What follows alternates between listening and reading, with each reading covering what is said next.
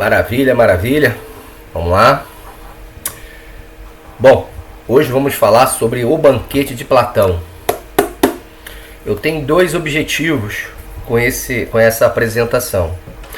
O primeiro objetivo é para que no futuro eu tenha algo para que eu veja quanto a minha opinião e a minha dissertação mudou referente ao atual, porque cada vez que eu leio Platão eu percebo e descubro coisas novas. Isso não é obviamente uma particularidade minha, porque Platão é um poeta, é um gênio literário, e os diálogos dele são fascinantes, Essa oportunidade que eu estou tendo de reler está sendo maravilhosa. E a segunda é para contribuir com o grupo que nós começamos, e estamos tendo dificuldades para encontros, e talvez isso possa ajudá-los. Eu já encerrei a obra já há 2 semanas e eu já passei para outra, mas eu acho que é um direito moral de ter algum registro quanto a isso. Então, essas são as propostas. As referências bibliográficas, a leitura direta foi do banquete dessa edição, do Edson Bini. Tem um curso do professor Victor Salles, também me ajudou muito a questão do aprofundamento, e da visão dos participantes da ascese platônica. Então, e nos demais foram vídeos no YouTube com alguns professores, o Matheus Salvatore, se não me falha a memória. Também temos o nosso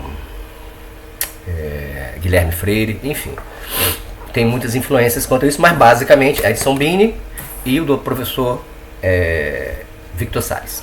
Vamos lá, sem delongas. Eu vou fazer uma explanação rápida, contextualizada, onde eu fiz o meu início de plano de estudo, de uma síntese, obviamente, e depois vou tentar fazer um condensado, e que espero que esse vídeo não demore muito. Ok? Vamos nós, vou lá para a captura de tela. Então, a síntese do banquete de Platão. Nós temos o período histórico, Aqui nós temos o período histórico. Esse banquete foi um evento, o chamado simpósio, que era algo muito comum pelas pessoas que tinham mais dinheiro, em Atenas, os aristocratas, digamos assim, que eram os políticos, enfim. E Agatão é um dos personagens que promoveu um simpósio para comemoração, que ele era um tragiógrafo, e ele ganhara uma disputa.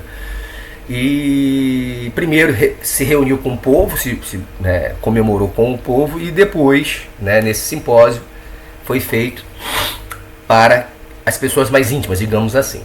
O período histórico, que existem vários períodos históricos aqui, porque as narrativas de Platão, ele geralmente cria personagens, e situações, narrativas das narrativas, ou seja, Platão, ele escreveu esse livro, como nós vamos ver aqui, mais ou menos por volta de 380 AC, ou seja, quase 20 anos depois da morte de Sócrates.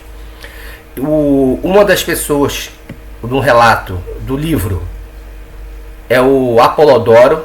O Apolodoro é o narrador que apresenta o relato de um amigo que participou do simpósio. Então, Aristidemo, ele era o Penetra, que foi junto com Sócrates, acompanhando Sócrates. Esse Aristidemo passou a informação para Apolodoro, que agora está conversando e falando, dizendo que tem uma memória muito boa, que poderia falar sobre isso sem problemas, e de uma forma minuciosa. Então é o relato do relato do relato. Então é algo que aconteceu em mais ou menos 416 a.C., ok? Esse relato está mais ou menos aí em torno de 404, logo, praticamente no término da Guerra do Peloponeso, aonde um dos participantes já estava morto, que é o Alcebiades, que era um general ateniense, famoso na Guerra do Peloponeso. Num momento mais específico eu estaria falando dele.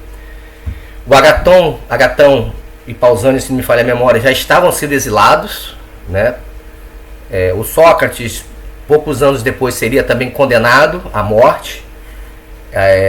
Outros mais também foram. O Fedro também foi, se me falha a memória, também condenado por impiedade também fugiu, ou seja, Atenas estava em uma decadência moral, política, né, por conta da guerra. Então, o período histórico é exatamente esse, né? Atenas estava se recuperando da guerra do Peloponeso, 430 a 404, então é esse período que foi feito, que teria ocorrido o simpósio, que teria ocorrido, 404, que teria ocorrido esse relato de Apolodoro, que o Platão, depois, 20 anos depois, ele escreve isso. Então, é a narrativa da narrativa. Eu sei que é um pouco confuso, mas Platão, ele mexe com a nossa cabeça realmente. Ele faz muito isso e de uma forma maestral, né? A gente tem que dar um tempo, ler, absorver, para depois a gente perceber. E qual é a tônica? Qual é a tônica do diálogo, né? É o Eros. Eros, amor, né? Então temos vários convivas, né? Nós temos o Fedro, Pausanias, Erixímaco, Aristófanes, Agatão, Sócrates e Alcebíades, na ordem de fala, né? O Apolodoro está narrando o que Aristidemo falou para ele, que esteve lá. Ele não discursou sobre Eros. Isso foi colocado como no simpósio. Os convivas, eles banqueteiam, eles comem, né? Comem e depois ficam, né, bebendo e com flautistas, com dançarinas, né, e ficam, né, se acariciando muitas vezes, que um plano de fundo também é a pederastia, né? O cenário é um simpósio na casa de Agatão para comemorar a vitória do trageógrafo Agatão. E ele, né, como um grande trageógrafo, ele também vai fazer uma narrativa sobre Eros. E foi dado como um tema para eles estarem discutindo o amor. E interessante que nesse momento várias coisas aconteceram. E Sócrates, né, ele já chega atrasado, ele tem essa característica, né, de como se a filosofia chegasse depois, né? Tem toda uma simbologia platônica que cada dia que a gente vai lendo, a gente vai percebendo algumas coisas e vamos conseguindo pescar. Mas foi colocado que geralmente eles banqueteiam, depois eles bebem até cair, né? E muitos deles praticam sexo, a orgia e tudo mais.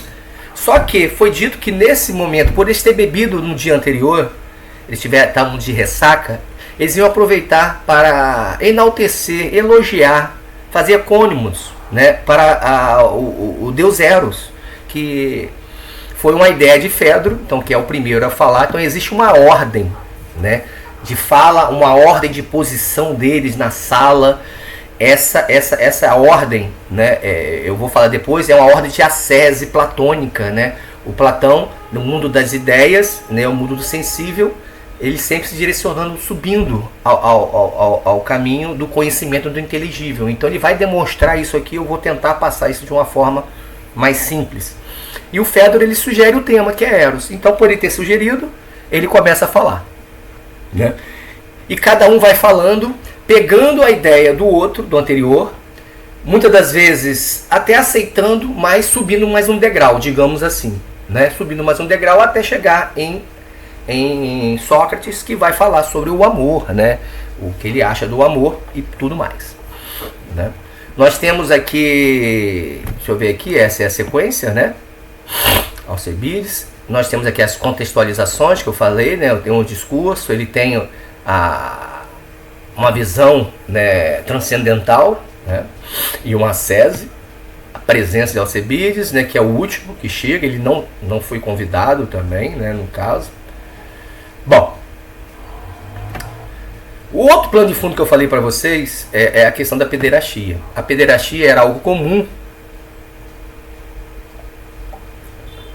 em certos grupos atenienses. Não era comum em Atenas. Prestem bem atenção, vejam bem. A pederastia não é algo comum.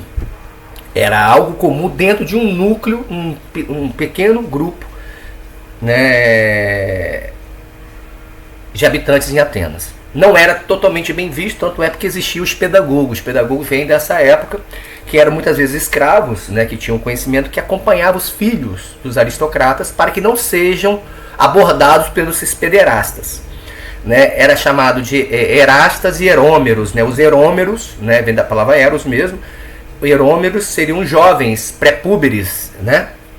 Que ainda não alcançaram, não tem barba ainda, né? E os erastas são pessoas mais velhas que tinham o conhecimento, que o introduziam, né? Iniciavam ele na vida política, na vida social, através dos seus conhecimentos, tanto conhecimentos intelectuais como influências.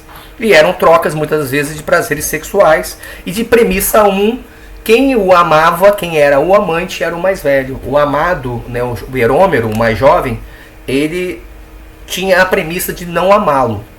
Ele só estava ali para oferecer os seus serviços, muitas vezes de escravo mesmo, né?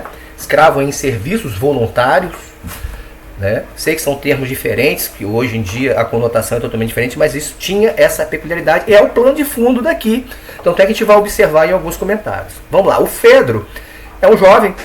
A priori, ele era Herômero, né, se não me falha a memória do Agatão. Por que eu falo, me falha a memória? Que é muitos nomes e muitos parecidos com esse. Que no outro discurso, no outro diálogo intitulado Fedro, ele fala também sobre outro sofista, né? Ele tem uma base sofista, o Fedro, e ele era o Herômero de alguns, né? Porque a gente pode observar que a pessoa vai crescendo e tudo mais. Bom, ele é o primeiro a discursar porque foi o primeiro a dar a ideia. Ele deu a ideia do termo do Eros, né? Então, Eros, na mitologia, se você acompanhar pelo Hesíodo, da Teogonia, né? Da Teogonia, você vai ter ele, Eros, sendo a primeira linhagem dos deuses, né? O universo começou com caos, depois do caos a Gaia, né? E temos o Eros. Então o Eros seria o deus mais velho e ele deveria ser reverenciado por conta disso. Isso na fala de Fedro, né? E, em suma, ele coloca, né, o Eros como esse impulso, como essa inspiração. É importante falar isso, porque a gente vê nas obras de Hesíodo, né, na Ilíada, né, de Hesíodo não, de Homero, desculpa, e a Odisseia, ele coloca alguns detalhes importantes, falando sobre Pátroco e Aquiles, né? Que Aquiles ele vai para a guerra na Ilíada logo após saber que o Pátroco morreu. Então esse é o Eros, é o amor que impulsiona, a inspiração. Só que isso é um termo muito básico, né? Principalmente para os gregos, que naquela época, gregos, né, os helenos, todos eles conheciam essa história de cós salteado. Então, apesar da sutileza e de uma definição tão clara como essa, era algo muito trivial, digamos assim. Então, não se pode se inspirar, mas como alicerce, a conversa começou assim. Maravilha. O Pausanias era logo na sequência. Pessoal, existem estudos incríveis, até topologicamente, da sala de Agatão, que as camas, aqueles leitos, né, se deitavam dois, representavam um amor ali, como se fossem casais, né? Mas enfim, isso aí só por um título de curiosidade. O Pausanias, ele era um pederasta, né? Isso é bom saber, para que a gente já entender, né? O Fedro era jovem, é um jovem, que tem bases sofísticas, ou seja, ele acompanhava muitos sofistas, o Lísias, o Hípias. Então, o discurso dele é um discurso muito pomposo, muito bonito, mas, né, apesar desse daqui ter sido uma coisa bem legal, bem interessante. E o Pausanias já é um erasta, já é um senhor, né, que vai defender a pederastia, tá? Vai defender a pederastia de uma forma muito sutil, porque ele coloca a correlação da natureza, da genealogia do Eros, né? No caso, o Fedro falou sobre a teogonia, baseada em Hesíodo, e aqui ele vai basear também que existem dois tipos de amores baseados no amor pandêmico e o amor urânio, né, que é a da Afrodite. São duas Afrodites, né, que aqui não está, por isso que me deu esse nó aqui, né? A Afrodite, na teogonia de Hesíodo, a Afrodite ela nasce através da decapitação do falo, né, do pênis de Urano, Cronos. E aquela espuma que cai no mar, nascem bastante coisas ali, uma delas é a Afrodite, que é a deusa do amor, né? E onde está o amor, está o desejo, que no caso seria o Eros, né? Esse estímulo, esse impulso. Então ele divide dizendo que existem várias histórias mitológicas, tá, pessoal? Não cravem, mas Hesíodo falou isso. Não, isso aí, existem vários tipos, né? Então, essa é a mais comum, que foi compilada, e temos também essa de duas Afrodites. Sendo duas Afrodites, você tem dois Eros, né? Então, existe um celestial, que é Uranus, esse que veio da decapitação celestial, e existe o pandêmico. O pandêmico que nasceu entre Uranus e uma relação sexual com uma humana, né? Quem tem um pouquinho de noção da mitologia grega, os deuses, né? Principalmente Zeus, né? Que é o caso aqui, na verdade não é Urano, acho que é Zeus, né? Ele pega geral, né? Ele tem quase a metade da população das mulheres humanas passaram por ele. Então ele tem muitos filhos. Então, pelo nascimento de um deus com uma humana, seria essa pandêmica, seria o amor, essa correlação que ele faz, que é importante, entre um homem e uma mulher. Então a relação heterossexual, o filho dela seria a Afrodite vulgar. E a relação heterossexual, né, seria, né, obviamente não tem filho, né, mas seria esse amor celestial. Então a defesa pederasta dele é nessa sutileza, tá? Então eu espero que tenha ficado já aqui compreendido e passaremos para a próxima. Que era para falar até mais rápido. São discursos razoáveis, tá? Assim, não tem... No início eu fiquei bem empolgado, mas depois você vai chegando perto de Sócrates, você vai vendo que isso daqui é muito simplório. O Erixímaco, ele é interessante. Ele é um médico, né? Ele vai basear o seu comentário, como os outros, dentro das suas especialidades, dentro do seu background, dentro dos seus conhecimentos anteriores. Ele fala muito sobre amor, sendo científico. Ele, sendo como médico, ele sabia falar sobre isso. Ele usa o termo harmonia da saúde do corpo. É uma analogia interessante. Ele fala entre o cheio e o vazio, né? Até mesmo da questão da ejaculação, né? De você estar cheio e para o vazio. Então falando que essa harmonia do desejo. E o Eros é essa força universal, né? Ele utiliza de uma forma, até mesmo em crítica de Heráclito, né? A teoria dos opostos.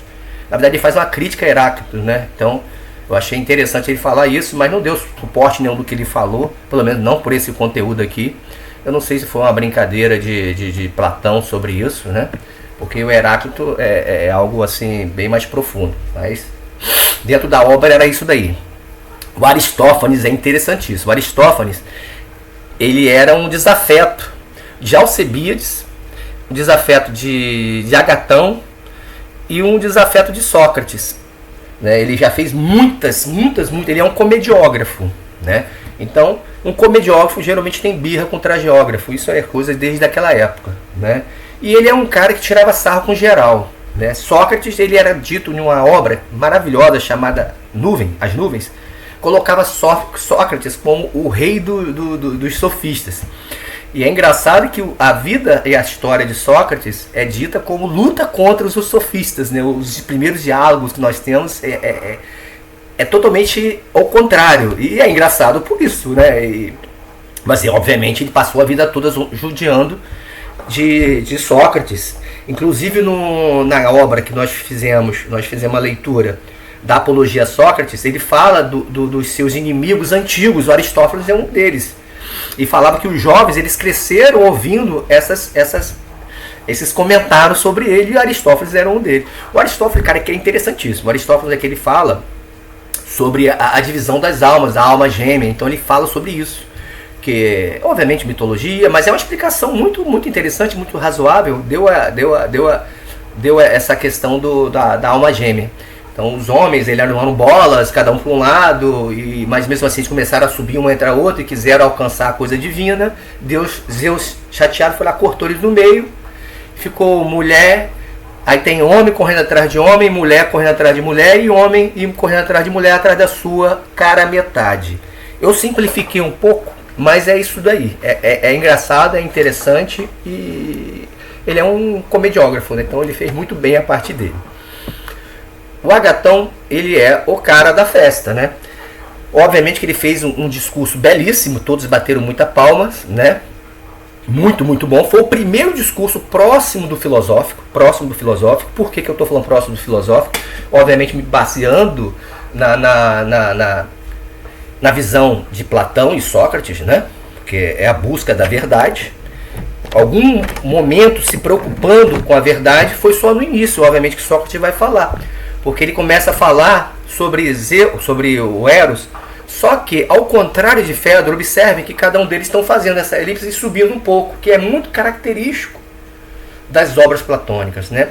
Primeiro é o mais velho, então por ser mais velho, você tem que obedecê-lo, e ele te dá um impulso, ele encoraja, né, os guerreiros na batalha. Lembramos que aqui Atenas estava em guerra, tinha acabado de sair da guerra médicas, e depois agora do Peloponeso. Então esse amor que impulsionava, depois você vai ver meio que destituindo, vai ampliando esse conceito, tendo uma coisa transcendental e uma coisa da terra. Olha Platão aí, o mundo das ideias e o sensível. Vem outro que fala que é harmonia, ok? Tem um que fala que é metade, esse daí fica na questão de ampliando também. E o Agatão agora ele vai falando que é o mais novo, é o mais jovem e mais belo, né? Ele é o mais jovem e mais belo. Ele vai dar como justificativo, se a gente lembrar, o Eros é o Cupido, né? É o Cupido romano, né? Então pra gente, quando a gente lembra do Cupido, a gente vê um jovenzinho com flecha. Então é o jovem, ele busca o amor jovem, né? E é interessante que ele fala sobre, ele começa falando que antes de dizer das virtudes, né? Por que eu falei que é o primeiro que se aproxima de algo filosófico? Porque é o primeiro que fala assim, beleza, falamos aqui, ok, agora vamos falar da natureza dele, né? Da onde que veio Eros, né? E depois disso vamos falar das qualidades deles. Mas vocês podem observar, como agora eu acabei de falar, eles, principalmente o Fedro, fez isso também, então ele não se acrescentou nada, mas é muito característico de um sofista, né? Ele usar outras palavras para explicar coisas que já foram ditas, né? Mas é um discurso belíssimo, se vocês leem, vocês vão ver, né? Ele, como eu falei, ele é um jovem poeta, ele fez esse discurso bem enaltecido do Eros e vem falando que o novo procura o novo, então ele é um amor jovem, ele procura o belo, não há nada mais do que virtuoso do que ele, é o mais corajoso, porque até Ares, né, correu dele, né? Você tem na guerra, né, da Ilíada também essa passagem, né, que Ares, que é o deus da guerra, o Marte, né, é o mesmo, mas só que no período romano. Então ele vai pegando as características do Eros e vai enaltecendo ele. Bom, finalizando isso, pessoal, todos esses discursos foi só mesmo ajeitando, né, o terreno para Sócrates chegar. Sócrates, ele trabalha em dois momentos. Ele parabeniza, né, o Agatão, mas aí tem todos os elencos socráticos e inclusive a Maêutica, né, também. Os elencos socráticos, quando lembramos, ele começa a primeiro enaltecer, ele se coloca como uma pessoa que não é conhecedora, né, do assunto, e começa a fazer perguntas para a pessoa, para que a pessoa comece a expor, né, a sua ignorância, né, ou a sua falta de conhecimento mesmo, ignorância nesse sentido de falta de conhecimento. Então ele parabeniza Agatão pelo discurso belíssimo, que foi realmente, se vocês lerem, é um discurso belíssimo. Só que a metade do discurso foi entre todos esses anteriores. Agora a outra metade da obra é sobre Sócrates e Alcebíades. Então, pela quantidade de páginas e o enfoque que é dado por Platão, você observa que os demais era só mesmo para ajeitar o terreno. Sócrates, ele vai elogiar Agatão e vai dizer o seguinte, que ele não sabia que era para falar coisas só bonitas ao vento, né, sem se preocupar com a verdade, porque se fosse isso ele não saberia, ele não poderia participar, né, que foi um acordo no início, lembra, para que todo mundo iriam dar o máximo possível para falar sobre Eros, enalteceu Eros. Então, e começa a fazer perguntas para Agatão, que eu acho assim interessantésima, né? Ele vai quebrando a perna, muito característico de Sócrates, de todas as objeções que foram dadas, todos os enaltecimentos que foram dados pelos outros, Sócrates vem rebentando, né? Eu vou ver se eu consigo pegar essa parte aqui, né? Que ele fala sobre, ele chega ao ponto para dizer que só para dizer que o Eros, ele não é, para começar, deixa eu ver aqui,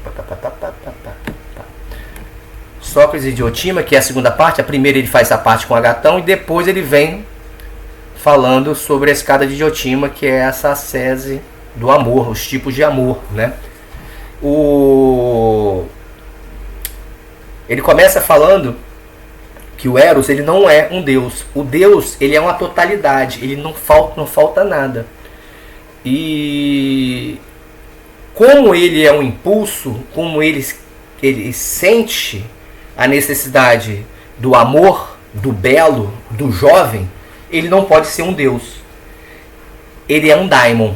O daimon, a conotação cristã deturpou um pouco a esse daimon que da época do Platão. O daimon é um gênio, né? É como hoje nós falássemos de um anjo, né? Então ele está entre nós e o divino. Na época, Deus, né? Nós o divino. Então esse é um daimon, porque o daimon, ele ainda carece de alguma parte para ser Deus, né?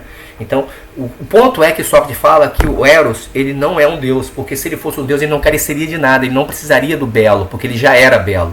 Ele dá algumas analogias nos elencos socráticos, dizendo, o rico, o forte, ele não procura ser forte, porque ele já é forte. Claro que, né, não veja com a visão de hoje. O rico não corre atrás da riqueza, porque ele já é rico. Então, o belo, ele não corre atrás do belo, porque ele já é belo. Essa é a linha de pensamento de Sócrates. Então, resumindo, o Eros, ele é um daimon, porque ele é desejo.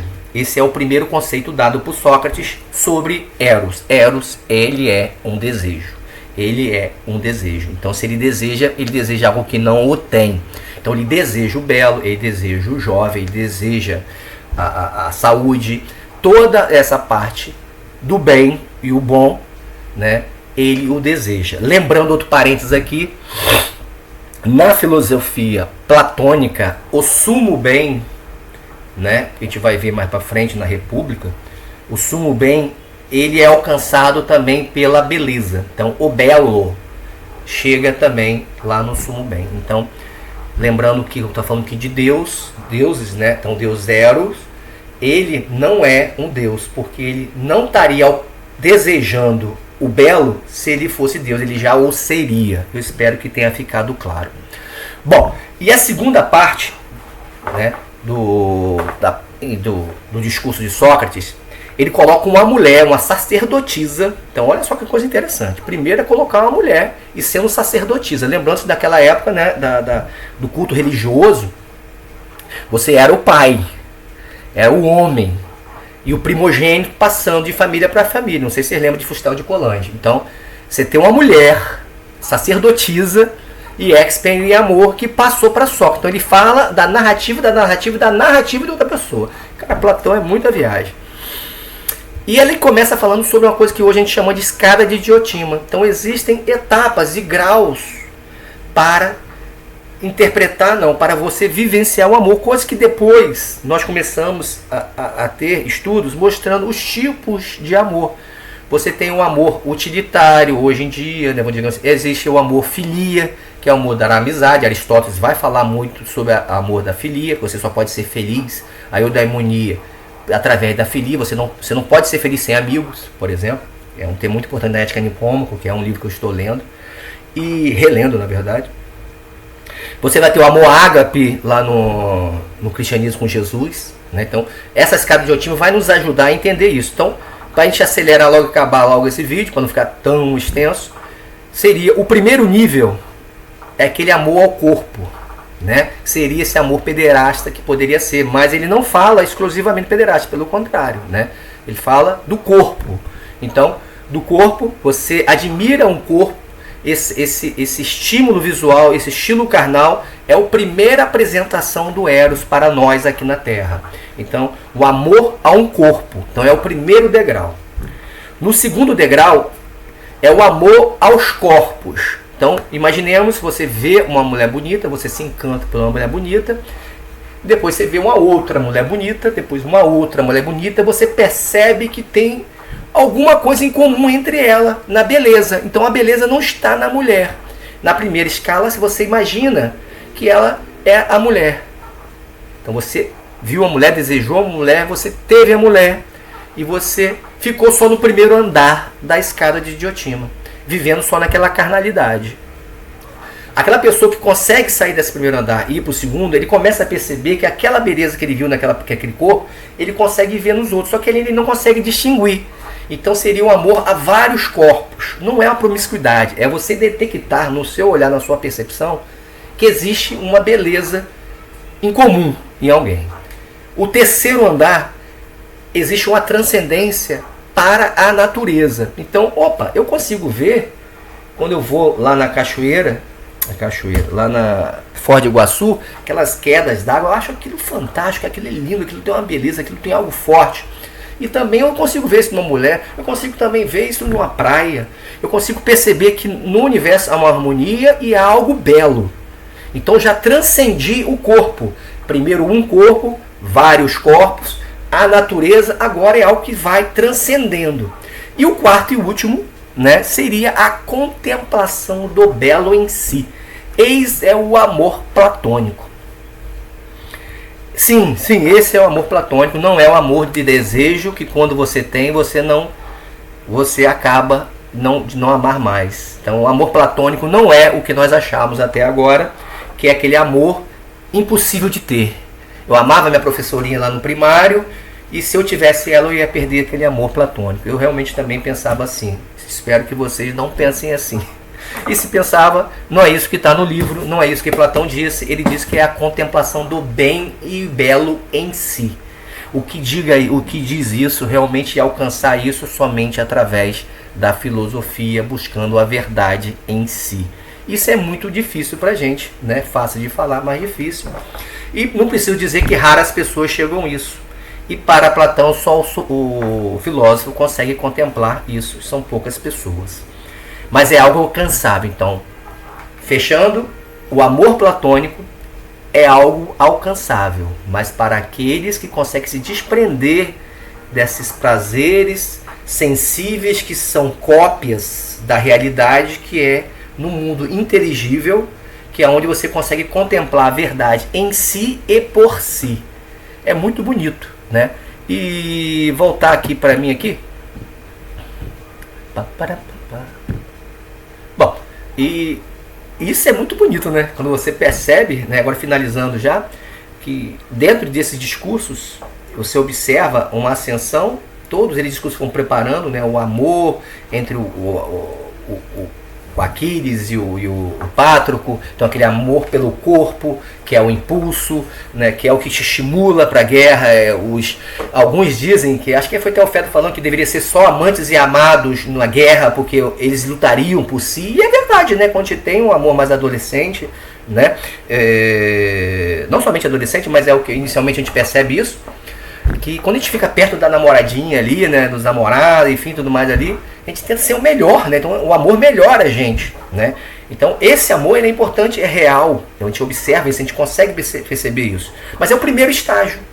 É o primeiro estágio. Platão falou assim, beleza, ok, mas esse é o primeiro estágio. Vamos passar para o próximo estágio? O próximo estágio é você contemplar outras coisas boas. Seriam outras pessoas boas, ou seja, um grupo de pessoas boas, né?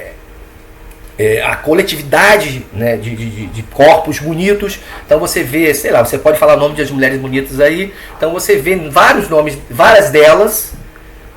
Fulana é bela? É bela. Ciclana é bela? É bela. A ciclana é bela? É bela. A ciclana é bela? É bela. Ok, então a beleza não está nas pessoas, a beleza tem algo mais. Essa é a ideia no Platão. E o terceiro seria você já transcender para a natureza. Você transcender para a harmonização. E você também percebe isso. Se você te der tempo, coisa que a gente não está dando, mas quando eu acordo cedo, contemplo o nascer do sol, cara, aquilo tem uma beleza, né? Então você tem que se dar esse tempo. Com poucos momentos durante o dia eu consigo alcançar isso. O quarto andar, ou quinto, dependendo de qual a tradução você for ver, seria-se o belo em si por si. Isso daí é algo meio que transcendental, que é o mundo das ideias, o mundo das formas platônicas, que é somente aquela pessoa que consegue se desprender da carnalidade, se desprender que o único que ele diz foi o Sócrates, né? E a democracia o matou, então por isso que ele ficou muito chateado e se dedicou o resto da vida dele a defender esse gênio, esse mestre, nós do Ocidente. Então eu espero, pessoal, que isso tenha contribuído para vocês, né? E também acredito que daqui a uns anos, quando eu reler essa obra, eu acredito que eu tenha muito mais para crescer, tá bom? Fique com Deus e até a próxima.